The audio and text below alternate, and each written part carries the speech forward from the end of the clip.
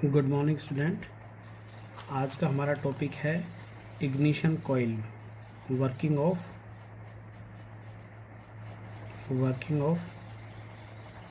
Ignition coil. जैसा कि आपने मेरे लास्ट वीडियो लेक्चर में देखा होगा कि बैटरी इग्निशन सिस्टम किस प्रकार से कार्य करता है।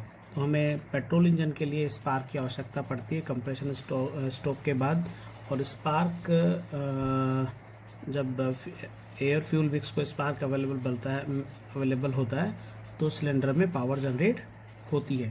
तो स्पार्क के लिए जो बेसिक कॉन्सेप्ट है कि यदि आपको स्पार्क क्रिएट करना है तो आपको हाई वोल्टेज की आवश्यकता पड़ेगी। यू नीड हाई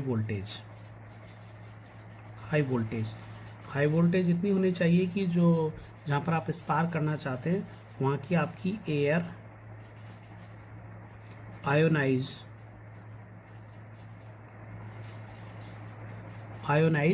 हो जाए। तो इसके लिए आपको हाई वोल्टेज की जरूरत पड़ेगी। हमें जानकारी है कि फैराडे लॉ के अनुसार E = L di/dt होता है। यदि मैं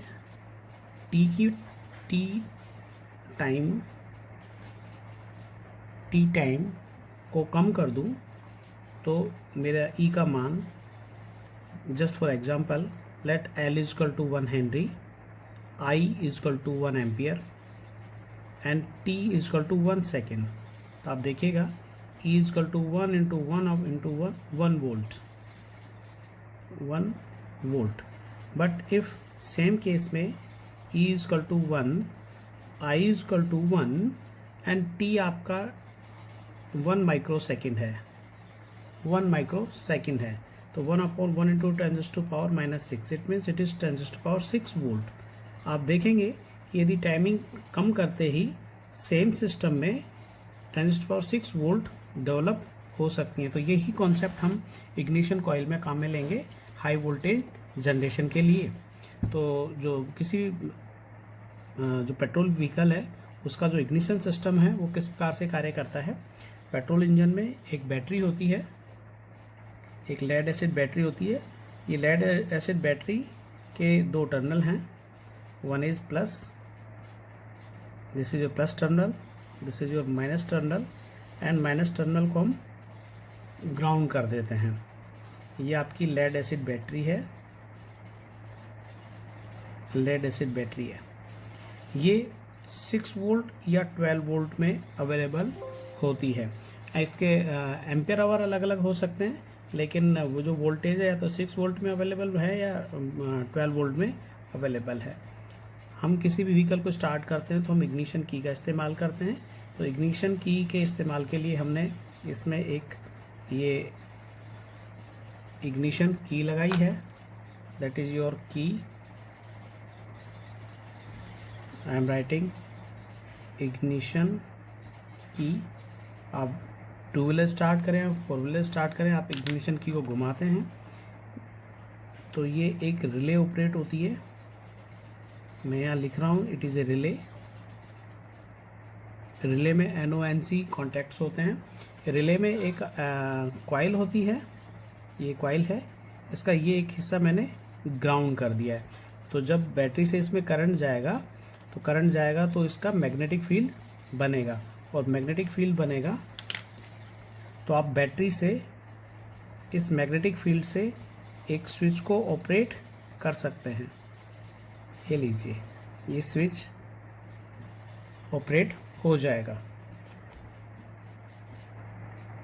आपको ये ध्यान रखना है, चूँकि ये बैटरी आप रिले को DC सप्लाई दे रहे हैं तो आपके रिले में नंबर ऑफ टर्न्स बहुत ज़्यादा होने चाहिए। ये पतले वायर की बनी होनी चाहिए, इसका रेजिस्टेंस ज़्यादा होना चाहिए जिससे कि आपकी वाइंडिंग शॉर्ट ना हो। तो ये प्लस 12 वोल्ट में, इसको मैंने रेड कलर में दिखाया है क्योंकि इसमें बहुत ज़्यादा करंट फ्लो करेगा। अब ये जो करंट है, ये इसका नेक्स्ट पार्ट होता है, वो होता है इग्निशन कॉइल। इग्निशन कॉइल एक विशेष प्रकार का एक तरह का ट्रांसफार्मर ही है। इसमें कॉइल है, एक प्राइमरी कॉइल है। ये मैं प्राइमरी कॉइल बना रहा हूँ, आप देखिए, ये मैंने प्राइमरी कॉइल बनाई। उस प्राइमरी कॉइल को इस सप्लाई के साथ जोड़ दिया। एक मैं सेकेंडरी कॉइल बना रहा हूँ।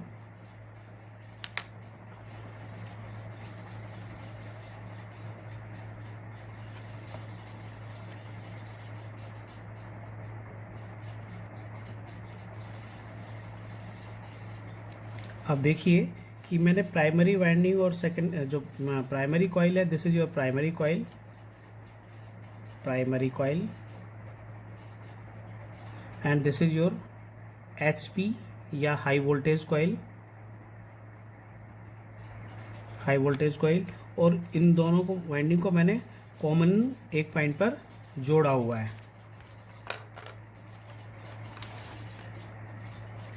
ये जो इग्निशन कॉइल है, this is your ignition coil. जो हमारा कॉन्सेप्ट है E=LdI/dt, तो इसमें ये L वाला जो हिस्सा है वो ये है। अब यहाँ से ये एक रोटरी स्विच है जिसके अंदर एक स्विच लगा हुआ है और इसके अंदर एक कैपेसिटर लगा हुआ है,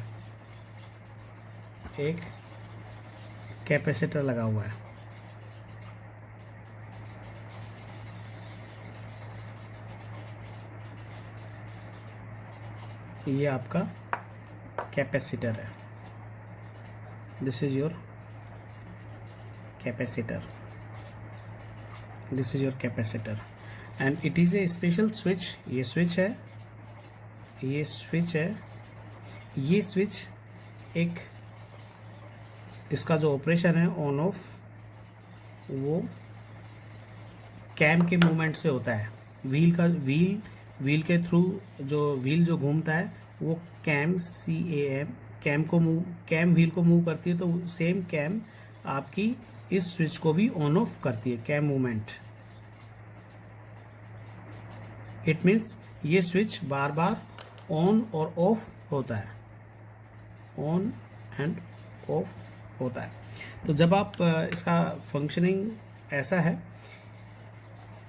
कि जब आप इग्निशन को ऑन करेंगे तो ये रिले एनर्जाइज होगी, तो ये रेड वाला जो सर्किट है ये ऑन हो जाएगा।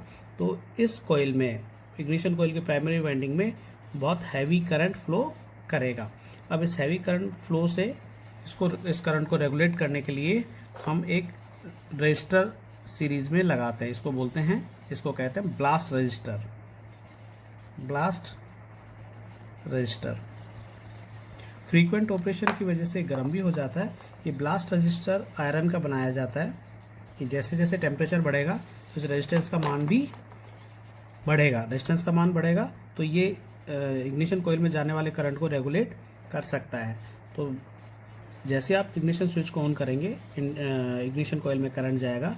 इग्निशन कॉइल, जैसा कि मैंने आपको बताया कि इग्निशन कॉइल का circuit battery through switch, ignition coil and एक रोटरी कैम स्विच के थ्रू ऑपरेट होता है। इसमें आप गौर से देखेंगे तो जब हम इग्निशन ऑन करते हैं तो इग्निशन ऑन करने पे रिले में करंट जाएगा। ये अट्रैक्टेड आर्मेचर टाइप रिले है, तो जैसे ही रिले में करंट जाएगा ये इस पावर स्विच को ऑन करेगी। तो आप देख सकते हैं कि battery through blast register through ignition coil ये सर्किट कंप्लीट होता है। हम मान लेते हैं कि स्विच क्लोज है, इनिशियली स्विच क्लोज है, तो करंट का डायरेक्शन होगा फ्रॉम बैटरी टू स्विच। अब जब इसमें प्राइमरी वाइंडिंग में या इग्निशन कॉइल में करंट जा रहा होगा तो ये सर्किट स्विच के थ्रू ग्राउंड में चला जाएगा। तो अब हो क्या रहा है कि करंट, इस दौरान जब इसमें करंट जा रहा है तो इग्निशन कॉइल में as a magnetic field energy store हो गई है। इग्निशन कॉइल एक तरह का ट्रांसफार्मर ही है, स्टेप अप ट्रांसफार्मर ही है, जिसमें प्राइमरी में नंबर ऑफ टर्न्स कम है और सेकेंडरी में जो मैंने रेड दिखाई है इसमें नंबर ऑफ टर्न्स ज़्यादा है। नॉर्मली इनका जो रेशियो है वो 1:1000 है और आउटपुट एचवी जो कॉइल है इसका आउटपुट लगभग 20 to 30 kV है।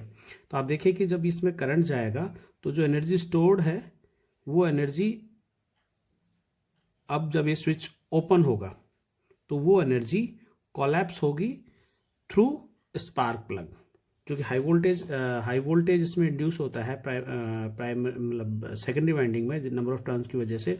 तो ये हाई वोल्टेज स्पार्क प्लग में एक स्पार्क इंड्यूस करेगा और ये एनर्जी कोलैप्स हो जाएगी। जब ये एनर्जी कोलैप्स होगी तो due to the back EMF effect कर चुकी, अब ये एनर्जी कोलैप्स हुई है तो जो प्राइमरी वाइंडिंग है इसमें एक इंड्यूस्ड वोल्टेज डेवलप होगा ईएमएफ की वजह से, और ये वोल्टेज ये जो कैपेसिटर लगा हुआ है इस स्विच के पैरेलल में इस कैपेसिटर को चार्ज करेगा। अब ये कैपेसिटर जब चार्ज हो जाएगा तो कैपेसिटर चार्ज होने ये तेजी से चार्ज होगा और इस कैपेसिटर की वोल्टेज बैटरी की वोल्टेज से ज़्यादा होगी।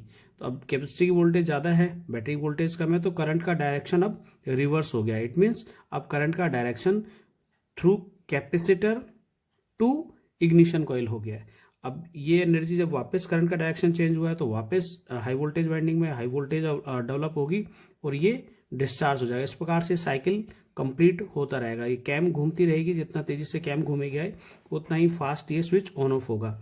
ये कैपेसिटर करंट का डायरेक्शन तो चेंज करता ही है, इसके अलावा जैसा कि हमें पता है कि यदि कोई हाईली इंडक्टिव कॉइल हो उसके सीरीज में कोई सर्किट लगाया जाए तो स्पार्किंग होती है। जैसा कि अक्सर हमने देखा है कि हम कूलर या फैन को ऑन करते हैं तो स्विच में स्पार्किंग होती है, तो ऐसा इसलिए होता है कि जो इंडक्टर में एनर्जी स्टोर्ड है वो कोलैप्स होती है। तो ये जो एनर्जी स्टोर्ड है, ये जो कैपेसिटर इसके पैरेलल का एक ये फायदा ये भी है कि जो ये स्विच है ये स्विच आपका खराब नहीं होगा, क्योंकि ये जो स्पार्क एनर्जी है वो इस कैपेसिटर में स्टोर हो जाएगी। तो फाइनली जो मेथड है इसका वर्किंग मेथड है कि battery to ignition coil to switch close and circuit complete, then switch open, capacitor charge, capacitor to ignition coil and energy discharge through spark plug. लगभग जो हाई वोल्टेज वाइंडिंग है उसमें 20 to 30 kV voltage develop होता है। जैसा कि आपने spark plug देखा हो तो स्पार्क प्लग में कुछ इस तरह का शेप होता है, उसमें एक पॉइंटर सा निकला होता है एंड समथिंग लाइक दिस ऐसा होता है। इसके अंदर एक यहाँ पे टर्मिनल है और ये जो हाई वोल्टेज वाइंडिंग है ये एचवी वाइंडिंग आपके पास यहाँ होती है। तो जब इसमें हाई वोल्टेज वाइंडिंग से इसमें लार्ज अमाउंट ऑफ एनर्जी आएगी और ये जो इसका टर्मिनल है ये ग्राउंडेड है, तो इन दोनों के बीच में एयर गैप काफ़ी कम मेंटेन किया जाता है। तो ये जो हाई वोल्टेज डिफरेंस है 30 kV ये यहाँ पर स्पार्क जनरेट करता है। तो ये लगातार ये साइकिल चलता रहता है। अब यदि आपका व्हीकल में नंबर ऑफ सिलेंडर ज़्यादा है, it means number of spark plug ज़्यादा होंगे, नंबर ऑफ स्पार्क प्लग ज़्यादा होंगे, तो आपको एचवी वाइंडिंग को डिस्ट्रीब्यूटर से कनेक्ट करना पड़ेगा। मैंने यहाँ पे एक डिस्ट्रीब्यूटर बनाया है। ये डिस्ट्रीब्यूटर नथिंग बट आप ऐसा मान लीजिए कि एक तरह का रोटरी स्विच है जिसमें ये रेड से इनपुट दिखाया है जो इग्निशन कोयल से इसमें इनपुट आ रहा है और आउटपुट है स्पार्क प्लग। मैंने ये माना है कि 4 स्पार्क प्लग हैं, तो सीक्वेंशियली स्पार्क प्लग 1 2 3 4 पर ही कनेक्ट करता रहेगा depending upon the firing sequence of your cylinder. क्योंकि व्हीकल में जो 4 सिलेंडर है उनका स्पार्किंग जो सिस्टम है 1 2 3 4 नहीं होता, ये अलग अलग व्हीकल का अलग अलग है। तो उसी के अकॉर्डिंग ये जो स्विच है ये अलग अलग स्पार्क प्लग को कंट्रोल करता है। तो इस प्रकार से आपके जो सप्लाई है बैटरी से हाई वोल्टेज में कन्वर्ट होकर स्पार्क प्लग तक जाती है। This is the ignition system of A petrol engine. Thank you.